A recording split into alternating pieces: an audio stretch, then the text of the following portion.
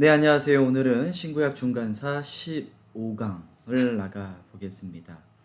이제 마카비 혁명이죠. 페르시아에서 헬라까지 끝나고 이제 마카비 혁명과 하스몬 왕조를 나가 보겠습니다. 마카비 혁명은 168년도 BC 168년도 때 일어났던 쿠데타 같은 거죠. 혁명, 독립운동 같은 것입니다.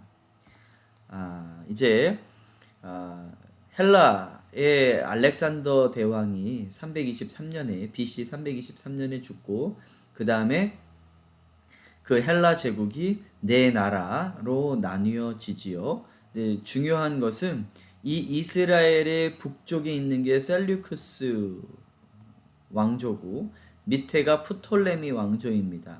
이제 우리에게 중요한 것은 나머지 리시마커스나 다른 그 장군의 중요한 것은 아니고요. 이 북쪽에 있는 셀류크스 왕조와 밑에 있는 프톨레미 왕조가 중요하죠. 특별히 이 이스라엘은 셀류크스 왕조의 범위 안에 들어와 있었습니다. 그래서 그쪽하고 그 영향권 안에 들어와 있었기 때문에 그쪽하고의 어떠한 또 사건들이 많이 있었지요. 특별히 셀리쿠스 왕조가 프톨레미 왕조를 공격을 많이 했습니다. 그러면서 이 길을 많이 내줘야만 했었었지요. 자, 이제 전체적인 5대 제국의 역사를 보면 아수르가 605년에 바벨론에 의해서 완전 멸망을 합니다. 바벨론은 605년부터 586년도 때까지가 이제 바벨론의 역사고요. 그다음에 이제 500 BC 586년부터 333년까지가 페르시아.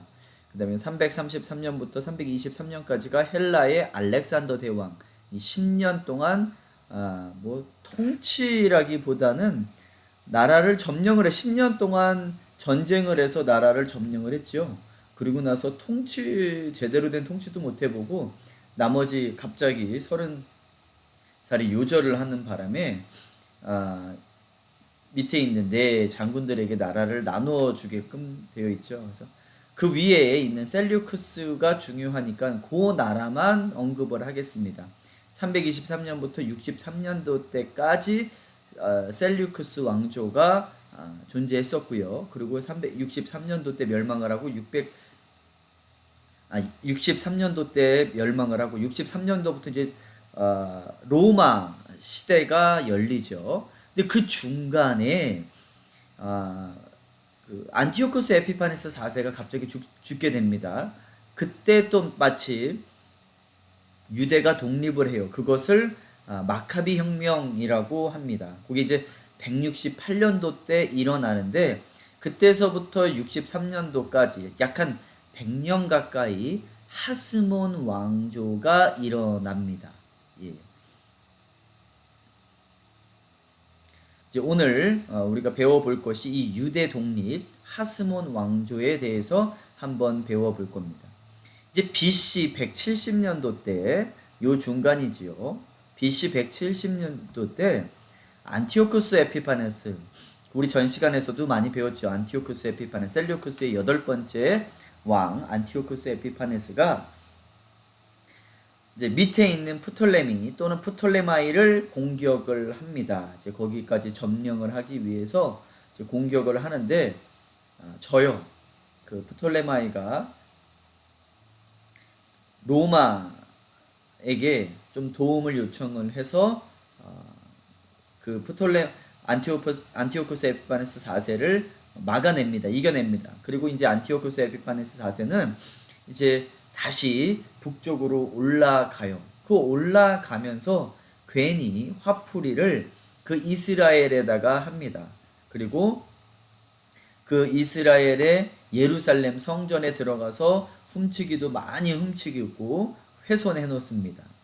그러니까 그것을 보고서 도대체 안 되겠다. 어느 정도까지 훼손을 하냐면 그 셀리쿠스 에피파네스 안티오쿠스 에피파네스 셀리쿠스 8대 왕 안티오쿠스 에피파네스 4세가 이 사람이 거의 뭐 첫 번째 적그리스도 유형이다라고 하는데, 이 성전에 들어가서 안식일, 성전에 들어가서 성전에 돼지 피를 뿌리고 돼지로 제사를 드리게 하고, 그러면 그 다음에 성전 앞에 제우스상을 세워 놓습니다. 그리고 언어도 금지를 하고 할례도 금지를 하게 만들고 율법도 금지를 하게 하고 안식일도 금지를 하게 합니다. 그래서 도대체 안 되겠다. 이 언어 금지, 뭐 하여튼 민족을 말살시키는 거죠. 정신을 말살시키는 겁니다. 이들의 유대 사람들의 정신은 율법에서 나오고 안식일에서 나오고 성전에서 나오죠. 근데 이들의 정신을 완전 무너뜨려 놓는 거죠. 언어도 못 쓰게 하고. 우리나라 예전에 36년 동안 일제시대 때도 일본 사람들이 언어를 못 쓰게 했죠. 저는 인디안 선교를 했었는데 미국 사람들이 인디안들에게 언어를 사용하지 못하게 했습니다. 심지어 교회 안에서. 그때는 이제 카톨릭이죠. 카톨릭이 이제 같이 들어오면서 교회도 세워지면서 그 안에서도 언어를 못 쓰게 했다라고 합니다. 그래서 어린아이들이 언어를 쓰면, 지금 80이 넘으신 권사님격이신 그 네이티브 아메리칸 인디안 분이 저한테 이제 그 옛날 이야기를 해주시면서 말씀해 주시는 거예요. 교회에서 어른들과 아이들을 따로따로 앉혀놓는데요.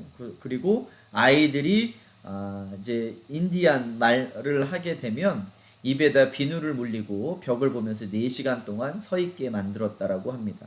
네. 이제 이들에게도, 유대 사람들에게도 이 모든 것들을 다 이제 시킨 거죠. 그러니까 제사장 마따디아라는 제사장이 갑자기 폭동을 일으킵니다. 도대체 안 되겠다 그래가지고 아들들과 폭동을 일으켜요. 그리고 나서 계속해서 폭동을 일으키자마자 산으로 도망가요. 그리고 도망간 다음에 사람들이 모여들기 시작을 하는 거예요. 독립군처럼 사람들이 이제 모여들어가지고, 야, 이왕 이렇게 모여들었으니까 계속해서 이것을 이어나가자라고 한 다음에 사마리아 주둔에 있는 셀류크스 새로운 군대와 싸웁니다. 그래서 이겨요.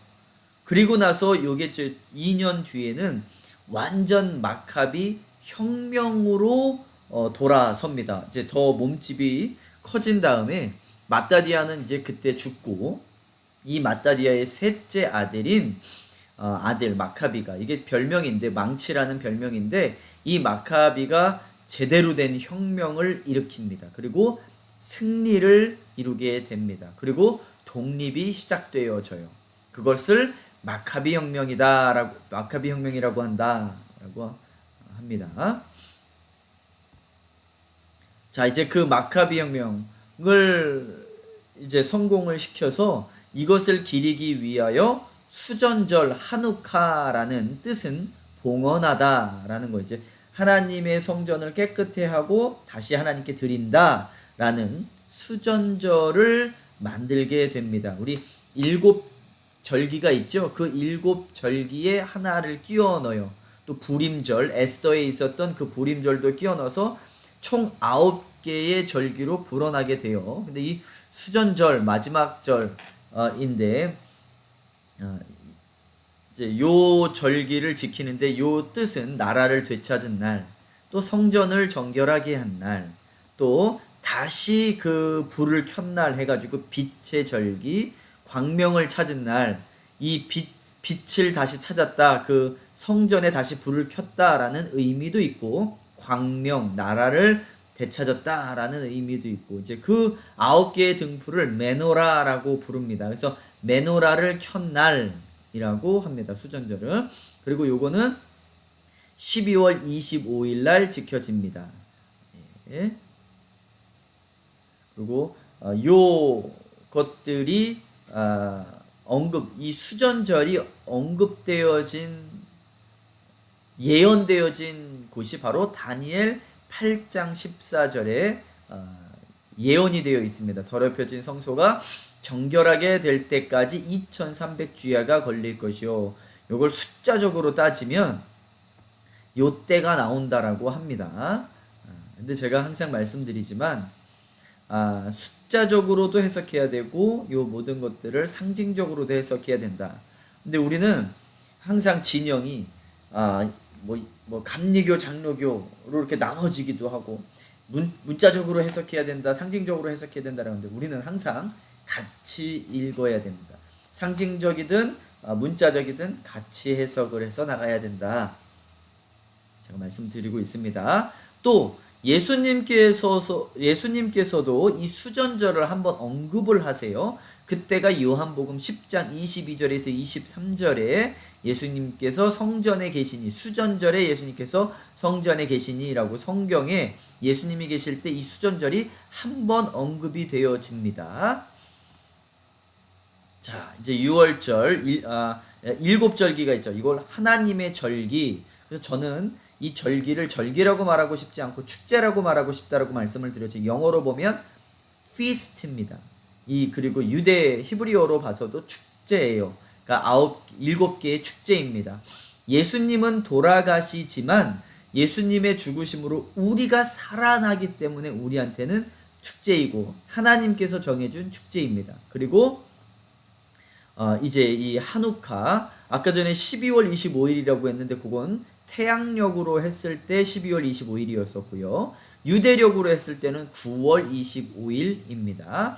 그거를 한우카, 봉헌하다, 데디케이션, 수전절이고요. 그리고 에스더에서 나왔던 이스라엘 사람들이 전체적으로 살았죠. 하만이 모르드게뿐만 아니라 이스라엘 사람들을 다 죽이려고 했었는데 오히려 하만이 죽은 그날 이스라엘 사람들이 산 날을 부림절이라고 합니다. 이게 이제 유대력으로 12월 달입니다. 이건 태양력이 아니에요. 자, 이렇게 해가지고 9절기로 늘어났다. 이제 고민이에요. 이게 8번째, 9번째가 하나님께서 주신 날이 아닌데 여기다가 합쳐도 되는지 안 되는지는 저도 잘 이걸 모르겠습니다. 한번 요거에 대해서 좀 계속해서 지금 공부를 하고 있는데 요게 하나님의 절기 이상의 것으로 나와도 되는 건지 안 되는 건지 저는 부정적입니다. 요게 이스라엘 사람들이 이날 나라를 찾은 날이어서 쉬는 거는 괜찮지만 이 7절기의 연장으로 넣는다라는 게 하나님께서 정해준 거는 아닌데 어떨런지는 잘 모르겠습니다. 자, 이제 그때 당시에 이제 마따디아가 폭동을 일으키잖아요. 그리고 아들들과 폭동을 일으키고 산으로 도망갔다라고 제가 말씀을 드렸죠. 168년에 BC 168년에. 근데 그때 당시에 이제 위에 안티오쿠스 에피파네스가 그 밑에 프톨레마이를 공격했다가 지구서 올라가면서 분풀이를 했다고 그랬잖아요. 그때만 분풀이를 한 것이 아니라 이 이스라엘은 항상 셀류쿠스의 영향력 안에 있었습니다.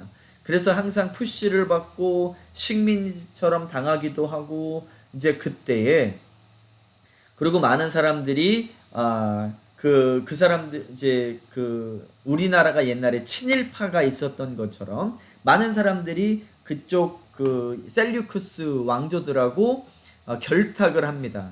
그래서 이거는 아니다. 우리 다시 한번 하나님 앞에서 경건 생활을 해야 된다라고 하면서 그때 당시에 경건주의 운동이 시작이 됩니다. 근데 이 경건주의 운동을 우리가 뭐라고 부르냐?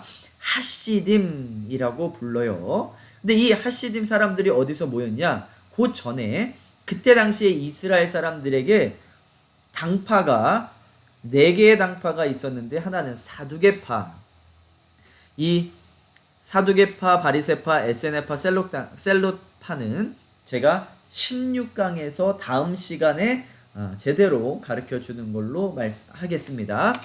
이 사두개파가 있었는데 사두개파는 제사장들의 역할이 하나는 제사의 역할을 하는 역할로 나눠지고 또 하나는 말씀을 가르쳐주는 서기관파로 나뉘어집니다. 제사장에서. 이게 바벨론 포로기 이후에 나타나는 두 파예요. 그러니까 특별한 파가 아니라 레위 족속들이 역할이 두 개 있죠. 하나는 제사장의 역할이 있고 또 하나는 말씀을 가르치는 역할이 있는데 이 두 개가 점점 나눠집니다. 그래서 제사장의 역할을 하는 게 사두개파, 말씀을 가르치는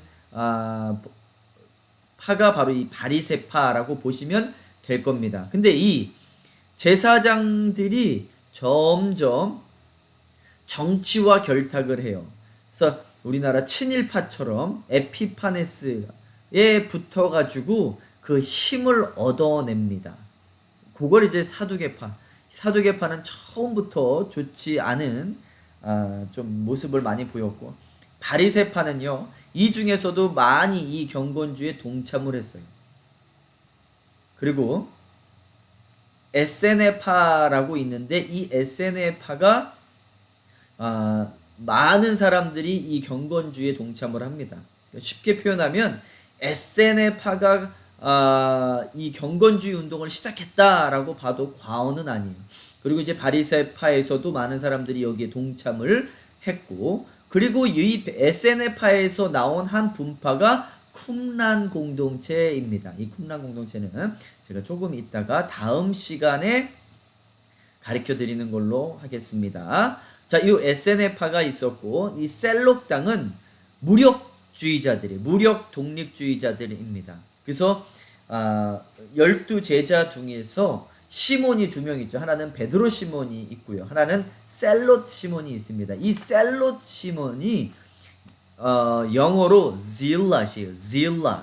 열정적으로 막 힘으로 무력으로 독립하자 이러한 사람들이 이 zealot이에요. zealot. 근데 한국 발음으로 셀롯인데 영어로는 zealot입니다. 요 파가 네 파가 있었다. 근데 요 파들이 왜 중요하냐? 이제 하스몬 왕조가 생기면서 사두개파에 붙었다가 바리새파에 붙었다가 뭐 합니다. 이 사두개파도 왕한테 이 왕에 붙었다 저 왕에 붙었다 하는 게 정치 힘을 갖기 위해서 그렇게 붙는데 요러한 것들이 있었다라는 것만 아시고 더 자세한 거는 제가 다음 시간 16강에서 말씀해 드리는 걸로 하겠습니다. 자, 요 하시딤 경건주의 운동은 당시 적그리스도의 예표인 안티오쿠스 에피파네스가 부정한 일을 행하며, 그 부정한 일들이 있었죠. 그 성전에 돼지 피를 뿌리고 돼지로 제사를 드리며 제우스를 부리고 거기 새우 신을 세워놓고 하니까 안 되겠다. 우리 경건주의 다시 한번 우리 회복하자. 근데 그때 당시에 그렇게 세워놓으니까 많은 제사장들도 많은 백성들도 거기에 넘어간 사람들이 많이 있었어요. 그러니까 친일파가 된 사람들이 많이 있었던 것처럼 그런 사람들이 많이 있었습니다. 그러니까 그건 아니다. 우리 경건주의가 시작되어져야 된다 하고서 경건주의를 시작한 게 하시딤 경건주의 운동입니다. 하시딤 운동은 SNL파와 바리새파가 주류를 이루었다. 제가 아까 전에 설명을 해드렸죠. 요 SNL파에서 나온 분파가 쿰란 공동체다. 요 사람들은 나 세상이 싫어. 우리 경건주의를 정말 사막에 가서 해야 된다. 해서 사막에 가서 경건주의를 했던 게 바로 쿰란 공동체입니다. 이제 거기서 발전된 게 이제 수도원이라고 보면 되겠죠. 자, 이제 마카비 혁명이 168년도에 마따디아가 아들들과 함께 폭동을 일으킵니다. 그리고 나서 2년 뒤에 마따디아는 죽고요. 셋째 아들 유다가 이 혁명을 리드를 합니다. 첫 번째 리더자예요. 아버지가 죽고 나서 그 유다의 별명이 망치였대요. 도끼, 망치. 그게 마카비입니다. 그래서 마카비 혁명이에요. 그래서 이 마카비가 아주 오랫동안 그 혁명을 일으켰고 싸워서 이겼습니다. 그래서 종교의 자유를 획득하기도 하고 162년에 셀류크 군과 싸우다가 전사를 160년도 때 합니다. 그러니까 62년도 때부터 싸우기 시작을 해서 160년도 때까지 아주 잘 싸우다가 전사를 합니다. 그리고 나서 그 리더 자리를 누가 테이크하냐면 다섯 번째 아들 요나단이 리더가 되어집니다. 그리고 자기가 대제사장의 자리에 오릅니다. 그런데 결국은 죽어요. 살해를 당해요. 그리고 나서 이제 이 리더 자리를 누가 꿰차냐? 둘째 아들 시몬이 이 리더 자리를 테이크하라는데 이 사람의 이름이 하스몬인데 이 하스몬 왕조가 이제 시작이 되어져요. 이렇게 구테타의 세 번째 리더자로 세워져요. 근데 이때 당시에 164년에 셀류쿠스 4세가요 갑자기 죽습니다. 병에 걸려서 갑자기 죽어요. 그러면서 갑자기 그 셀류쿠스 그 나라도 혼란해지잖아요. 그러니까 다른 나라들을 볼 겨를이 없어요. 그러면서 갑자기 독립이 되어집니다. 예. 그래서 이제 마카비 혁명이 이루어지고 100년 동안 독립을 이룬다. 그러면서 마지막 그 리더자였던 이 시몬 하스몬의 왕조가 시작되어집니다. 100년 동안 시작되어집니다. 자, 그러면 이제 하스몬 왕조, 마카비 혁명은 어떻게 일어났는지 설명을 드렸고요. 이제 하스몬 왕조에 대해서 제가 설명을 해드립니다. 하스몬 왕조는 왕과 대제사장직을 함께 했습니다. 이게 유대 법으로, 율법으로 허락이 되어져 있나요? 절대 그렇지 않아요. 왕과 대제사장과 선지자의 역할은 나누어져 있습니다. 그런데 그 권력을 다 갖기 위하여서 대제사장직과 왕의 자리까지 오르지요. 하나님께서 원치 않는 모습이죠. 일단 그들은 아론의 후손들이었고, 이제 그 하스몬 왕조가 시작되어지는데 하스몬, 이 시몬입니다. 이 두 번째 아들 시몬의 왕조, 하스몬 왕조가 시작되어지는데 시몬이 죽고 나서 이제 요한 힐카누스라는 아들이 이제 나라를 테이크케어하고 왕과 대사장직을 겸임합니다. 그래서 사마리아 성도 파괴시키고 그래서 나라를 점점점 길러가요. 유대 땅을 차지하는 것뿐만 아니라 회복하는 것뿐만 아니라 위에 있는 북이스라엘 사마리아, 북이스라엘 수도가 사마리아죠. 사마리아 성도 테이크하고 그리고 옆에 있는 에돔도 정벌을 해요. 이두메라고 하기도 하고요. 또 그들 에돔 사람, 에돔은 에서의 후손들이죠. 조금 이따가 다 자세하게 더 설명드리겠습니다. 자, 그들을 또 강제 개종을 시켜요. 그때 강제 개종시킬 때 헤롯의 아버지 안티파터가 개족을 합니다. 그러면서 정세가 혼란해진 그 틈을 타서 안티파터의 아들 헤롯이 왕이 되어지고, 그래서 예수님이 계실 때 유대의 왕 헤롯이 있죠. 그 헤롯은 바로 이 에돔 사람입니다. 이때 당시에 사두개파가 이 요한한테 붙어요. 그래서 이 사두개파가 집권을 합니다. 그리고 이제 아리스토블루스 아들이 나오고 그 형제 또 얀네우스가 이게 첫째 아들이 왕이 되어지고 또 금방 죽어요. 1년 안에 죽습니다. 그리고 그 동생 얀네우스가 또 왕이 되어지는데 이 얀네우스가 굉장히 힘을 이제 나라를 많이 넓혀놔요. 요렇게 둘은 사두개파가 이 두 사람한테 붙었고 이 얀네우스한테는 바리새파가 이 얀네우스 때까지 사두개파가 집권을 합니다. 그래서 이때까지만 해도 바리새파가 굉장히 거룩했어요. 그리고 바리새파가 정권에 물들지 아니하고 이 왕들에게 너희들 그렇게 하면 안 된다. 왕과 대제사장직을 겸하면 안 된다. 바른 소리를 하니까 바리새인 800명을 십자가에 달아서 학살을 합니다. 이 안네우스가 아주 무서운 사람이에요. 이때까지 사두개파 집권이었는데 이제 이 안네우스가 죽고 나서 안네우스의 아내 살로메가 여왕으로 집권을 해요. 그러면서 바리새파가 이 살로메한테 붙게 되어집니다.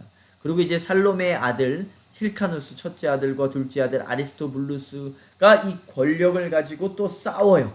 그 내용에 대해서 자세하게 설명을 하겠습니다. 힐카누스는 이 바리새파가 지지를 했고 아리스토블루스한테는 사두개파가 붙어가지고 서로 정치적 싸움을 합니다. 그리고 나서 이들 둘 다 죽고 아들 아리스토블루스의 아들 안티고누스가 왕이 되어지는데 이건 그냥 그냥 바지 사장처럼 앉아만 있었던 왕이었고 별 힘도 없었던 그런 왕이었습니다. 자, 이제 한 사람씩 한번 들어가 보겠습니다. 요한 힐카누스부터 이 마따디아 이제 하스몬 왕조의 이제 이제 혁명을 일으켰던 아버지가 마따디아라고 제가 말씀을 드렸죠. 그 아들들과 같이 폭동을 일으킵니다. 첫째가 요한, 둘째가 시몬, 셋째가 유다, 넷째가 엘르아살, 다섯째가 요나단입니다. 근데 마따디아가 금세 죽고 나서 요 셋째 아들 유다, 마카비, 별명이 마카비였어요. 이 마카비가 첫 번째 이제 리더가 되어지고요. 이 유다도 싸우다가 죽습니다. 그리고 나서 다섯 번째 아들 요나단이 리더가 됐고 이 요나단도 죽고 나서 둘째 아들이 세 번째 리더자가 되어져요. 시몬이. 그래서 시몬이 또 죽고 나서 이 아들이 둘째 왕이 되어집니다.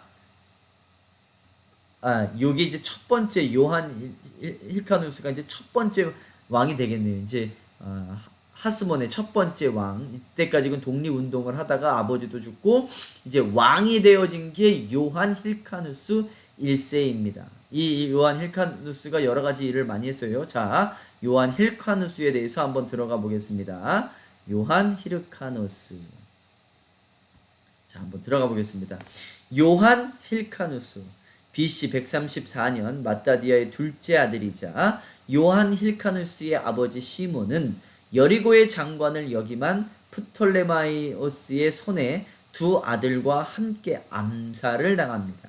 시몬의 세 아들 중 혼자 살아남은 요한이 힐카누스 1세로 즉위를 하였습니다. 그는 정치적 권력 지향이 아주 강한 야욕이 넘치는 강한 인물이었어요. 그래서 요한 힐카누스를 말하는 거죠. 그래서 유대의 지배권을 굳게 지켜내는 한편 동요르단과 남이둠의 예멘이지요. 에돔 그쪽입니다. 공격하여 지배권을 확장을 합니다. 요한 힐카누스가 그래도 독립을 이루고 나서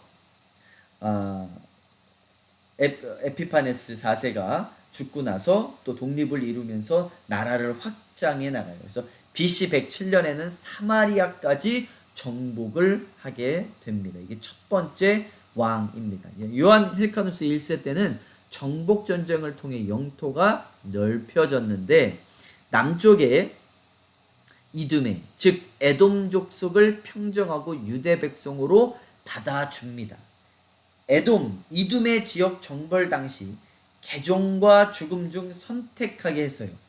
그러니까 사실 이 에돔 족속은 에서 형제 나라예요. 이방 나라는 아닌데 이제 점점 이제 이방 나라가 되어져 버렸지요. 영적으로 하나님께서 야곱을 택하면서 이제 에서는 이방이 어떻게 이제 되어 버리게 되었는데 역사가 흐르면서 어찌 됐든 그 에돔을 침략을 해서 너희들 개종할래 아니면 죽을래라고 하니까 다 많이 개종한 사람이 있습니다. 그때 개종한 사람이 이 헤롯의 아버지였던 안티파터였습니다. 굉장히 중요해요. 이 안티파터가 이제 요 사람들한테 붙어가지고 계속해서 정치적으로 살아남다가 이 헤롯을 아들을 왕으로 만들어냅니다. 그래서 이로부터 100여 년 뒤에 헤롯이 유대 왕으로 등극하는데 헤롯은 에돔 족속의 후예였고 에돔 족속은 야곱의 형인 에서의 후손들로 유대인들에겐 이방인이나 다름이 없었습니다. 그는 스스로 사두개인이라 자처하며 나 사두개인이야 라고 하면서 바리새파를 배척하고 주와의 자기를 새겨놓은 최초의 유대 군주였습니다. 자, 요한 힐카누스가 이제 많이 땅을 차지하죠. 이 녹색을 많이 차지한 겁니다. 그리고 나중에는 이 사마리아까지 공격을 했다라고 이야기를 하죠. 이게 요한 힐카누스가 얻은 땅입니다. 녹색. 자, 이제 두 번째. 이제 그 요한 힐카누스도 약 한 30년을 통치를 합니다. 134년부터 104년까지 30년을 통치를 하다가 그리고 이제 죽고 나서 아들 블루투스 1세가 이제 이 정권을 잡습니다. 이제 왕이 되어져요. 요한 힐카누스의 아들 아리스토블루스 1세가 왕이 되어져요. 요때 이 아리스토블루스의 아내가 누구였냐면 살로메였어요. 그리고 나서 요게 형이 죽고 나서 동생이 왕이 되니까 이 살로메는 또 여기에 붙습니다. 그리고 나서 결혼을 해요. 예, 아주 그냥 엉망진창 오합지졸이죠. 요 살로메도 정치의 야욕이 있어서 요 안네스에게 시집을 갑니다. 자, 일단 두 번째 왕 아리스토블루스 1년 통치밖에 안 되지만 그는 어떠한 사람이었냐? 이러한 사람이었습니다. 아리스토블루스 1세는 대제사장 직위를 동시에 가졌어요. 최초의 사람이었는데 얼마나 잔혹했는지 자기 모친을 옥에 가두고 굶겨 죽였고 자기 형제들도 옥에 가두었으며 가장 사랑하던 동생 안티고누스마저 자기의 왕을 노리는 것으로 오해하고 잔악하게 죽였습니다. 그러니까 이런 생각, 그러니까 내 왕을 지키겠다, 그리고 나머지를 다 감옥에 보내고 다 죽이겠다라고 하는 이런 거에 세이타닉적 사상에 잡혀 있는 사람이 오래 살았겠습니까? 스트레스에 눌려가지고 일찍 죽었다라고 합니다. 근데 역사가들은 정말로 스트레스 받아서 죽었다라고 합니다. 바벨론 포로 이후 처음으로 머리에 왕관을 씁니다. 그리고 왕이 되어지지요. 그 전까지 그 나라를 페르시아에 의해서 나라를 되찾긴 했지만 그러나 왕으로 세워주진 않고 총독, 거버너, 주지사, 미국으로 따지면 주지사, 지금 그렇게 주지사로 있었던 이스라엘 사람들인데 이제는 처음으로 이제 나라를 되찾고 머리에 왕관을 쓰는 처음 왕입니다. 하스몬 왕가에서 공식적으로 왕의 이름을 사용합니다. 자, 막내 동생을 살해한 것에 대한 죄책감으로 창자가 썩어 들어갈 고통을 느끼다 단 1년간 통치하다가 죽고 말아 버립니다. 헬레 문화를 이제 동경을 했고요. 필헬레네라고 불릴 만큼 헬레 문화를 완전 쫓아갔던 사람이기도 합니다. 갈릴리 지방 유대인들을 유대 율법에 복종하게 하기도 했고요. 아리스토블루스 1세가 죽자 그의 아내 살로메 알렉산드라는 감옥에서 세 동생을 풀어주고 나이가 가장 많은 알렉산더 얀네우스와 결혼을 하게 됩니다. 자, 이렇게 되어지는 거예요. 아리스토블루스 1세는 녹색 지역 이렇게 많은 땅을 점령을 합니다. 이제 요만큼 남았죠. 이제 요만큼도 먹겠지요. 자, 이제 하스몬 왕조의 둘째 왕 아리스토블루스 1세였습니다. 1년밖에 집권을 못했는데도 나라를 많이 확장했습니다. 그래서 요 아리스토블루스가 죽고 나서 이제 알렉산더 얀네우스라는 동생이 아리스토블루스 1세, 그 다음 동생이 안티고누스 1세, 그 다음 동생이 셋째가 알렉산더 얀네우스였는데 알렉산더 얀네우스가 왕이 되어지지요. 이 알렉산더 얀네우스를 왕으로 만든 데에는 이 살로메의 공로가 큽니다. 남편이 죽고 나서 자기도 끝까지 왕의 아내로 남아 있으려고 이 셋째가 아무래도 또 왕감이었나 보지요. 그러면서 이 셋째를 왕으로 세워주면서 결혼을 합니다. 자, 이렇게 해서 이제 얀네우스가 왕이 되어지는데, 얀네우스에 대해서 잠깐 설명을 하겠습니다.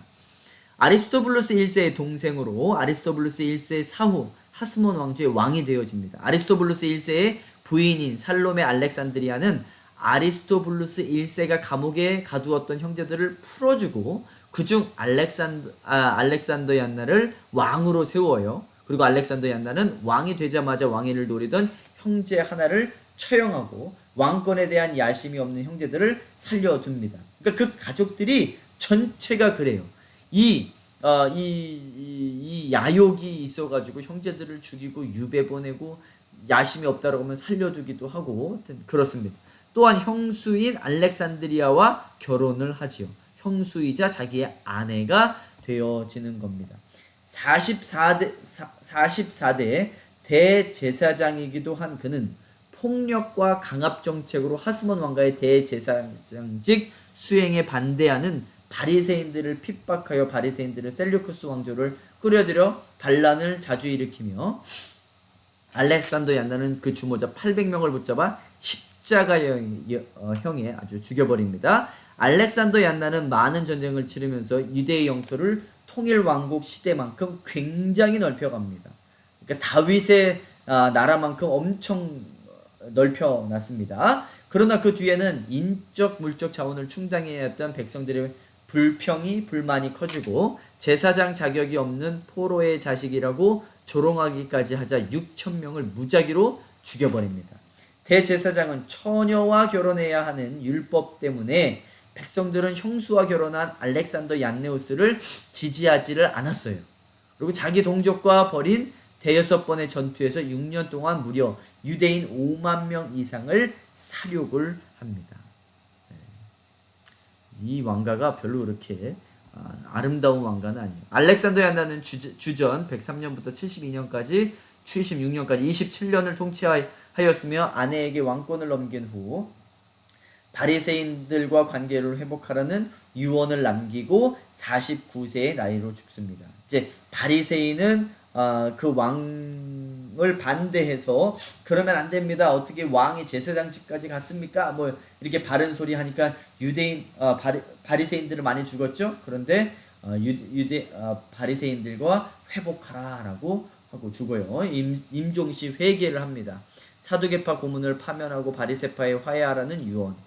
그러니까 사두개파 고문을 파면하라는 것은 사두개 사람들은 한 번도 역사서 안에서 좋게 그려진 모습들이 없어요. 정치와 항상 결탁했습니다. 그러니까 그 사람들을 파면하고 그나마 지금까지 나왔던 바리새파와 유언하라고 합니다.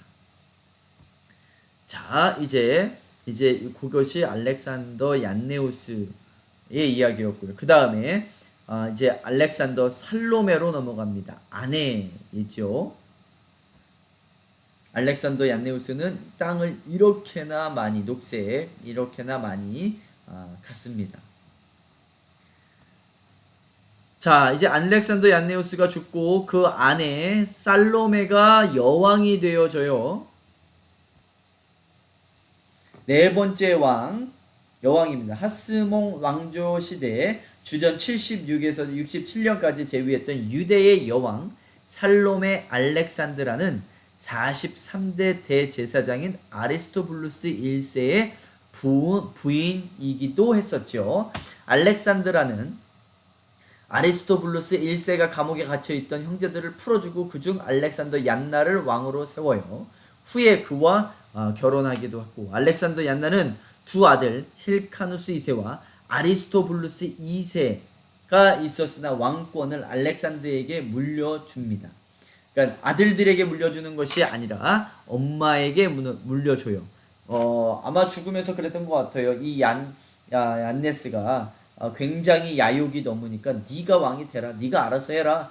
아마 그랬던 것 같습니다. 알렉산드라는 여성이었으므로 율법에서 여성이 왕이 되면 안 된다라는 말이 있었어요. 그래서 여성이었으므로 큰 아들 힐카누스 2세를 대제사장으로 임명을 해요. 그리고 자기가 이제 부리기 쉽게 대제사장으로 임명을 합니다. 왕은 자기가 될지언정, 여자가 될지언정, 대제사장은 아무리 자기가 되고 싶어도 여자로 될 수가 없습니다. 하나님의 법이기 때문에. 그래서 대제사장으로 아들 힐카누스 이제 큰아들 힐카누스 2세를 대제사장으로 임명을 해요. 그리고 9년을 통치하고 73세로 나이가 죽는다. 자, 살로메는 남편 안네우스가 내정에 실패한 것을 거울 삼아 바리새파를 중심으로, 그 전까지는 사두개파의 지지를 받았었는데 이제부터는 이제 바리새파의 지지를 받아요. 바리새파를 중심으로 하는 비판 세력과 대립을 피하는 데 힘썼고, 살로메의 통치는 내정과 외정에서 그런대로 평화를 유지하며 통치자로서의 두름손, 수완을 발휘하였다. 국내적으로는 정력적이고 정치적 야심으로 설치는 둘째 아들이 신체제 불만을 품은 귀족 계급, 사두개파를 이야기하는 거죠. 중심으로 하는 세력과 손잡고 정권을 빼앗을 기회를 호시탐탐 누리고 있었다라는 겁니다. 살로메 여왕이 가졌던 땅이 이렇게 큽니다. 대단하죠, 여자. 그러니까 야욕이 넘쳐나니까, 여자가 야욕이 넘쳐나니까 이렇게 무섭습니다.